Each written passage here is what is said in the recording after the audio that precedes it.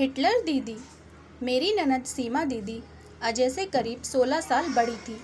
तब मैं करीब 15-16 साल की किशोरी इंटरमीडिएट की छात्रा थी जब उन्होंने मुझे अपने इकलौते छोटे भाई की भावी पत्नी के रूप में स्नेहवश मुझे मेरी एक सहेली के विवाह में देखकर पसंद किया था। सामान्य घरों में ये हक सिर्फ बेटे की माँ और पिता का होता है। अजय के पिता वन विभाग में कार्यरत थे। इस वजह से उनकी पोस्टिंग हमेशा पहाड़ों और जंगलों में ही रहा करती थी। वहाँ उच्च शिक्षा की सुविधा नहीं थी। फलतः कॉलेज के समय से ही अजय ने दीदी के संरक्षण में रहते हुए अपनी पढ़ाई लिखाई कंप्लीट करके सर्विस में आए थे। इस वजह से ही मेरी सासू माँ ने यह हक भी सीमा दीदी को ही सौंप दिया था। दीदी खुद भी हॉस्टल में रहकर ही अपनी पढ़ाई पूरी करके टीचिंग की जॉब में आई थी, इसलिए हॉस्टल में होने वाली तमाम तरह की परेशानियों से अवगत थी। अतः अजय को अपने पास रखने की जिम्मेदारी उन्होंने स्वयं स्वीकार की थी। अब वे अपने ससुराल में खुशी खुशी बस रही थी, लेकिन अभी भी हमारे घर के हर कार्यकलापों पर उनकी स्वीकृति की मोहर लगनी ज़रूरी थी। अपनी ग्रेजुएशन कंप्लीट करने के कुछ दिनों के पश्चात जब मैं विवाह करके अजय के घर आई तो उन दोनों भाई बहनों की बॉन्डिंग देखकर बेहद हैरान हुई। वे दोनों फ़ोन पर घंटों बातें किया करते। यूँ तो मायके में ससुराल की चुगली करने के लिए लड़कियां बदनाम रहती हैं, पर यहाँ तो मामला बिल्कुल उल्टा था।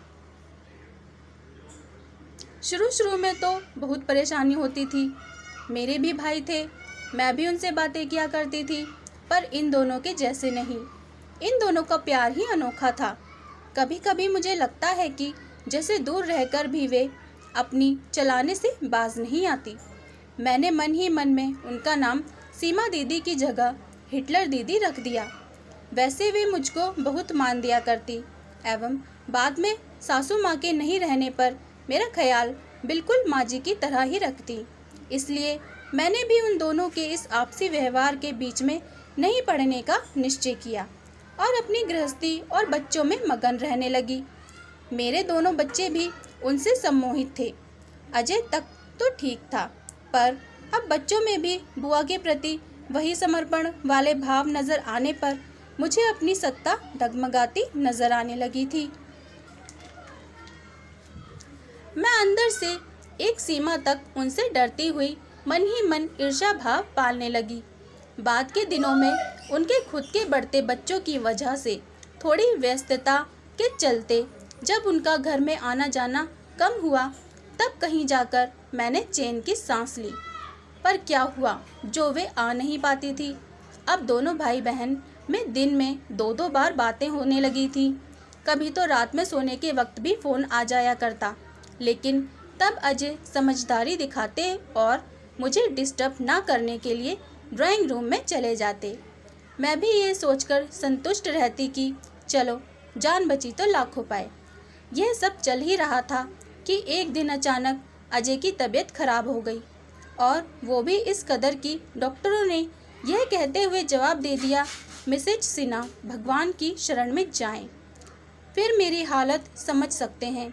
मैं बदहवास थी।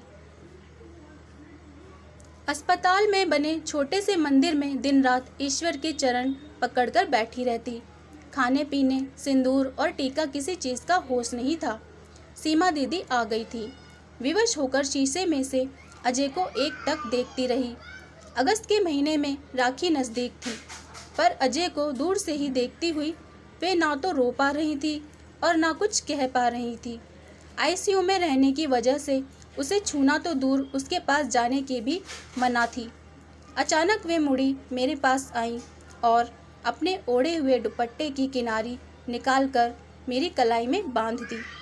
तुम्हारे हाथ में बांधा यह रक्षा सूत्र हमारे अजय की रक्षा करेगा। फिर मेरे सूने माथे को देखकर भगवान को चढ़े सिंदूर से ही मेरी मांग भरकर माथे पर बड़ी सी बिंदी लगा दी। जब तक ये मांग और ये सूना माथा इनसे भरे चमकते रहेंगे, मेरे भाई को कुछ नहीं होगा। करीब 7 दिनों के बाद अजय को होश आया। डॉक्टरों द्वारा उन्हें खतरे से बाहर बताए जाने से मैं और सीमा दीदी एक दूसरे के गले से लिपटे हुए फपक कर रो पड़े। उन आंसुओं की धार में मेरे मन के सारे मैल बहकर धुल गए। मैं दिल से इन दोनों भाई बहन के एक दूसरे के प्रति उस समर्पित भाव के आगे नतमस्तक हो गई थी। कहानी पसंद आई हो तो प्लीज़ चैनल को लाइक और सब्सक्राइब ज़रूर करें। धन्यवाद।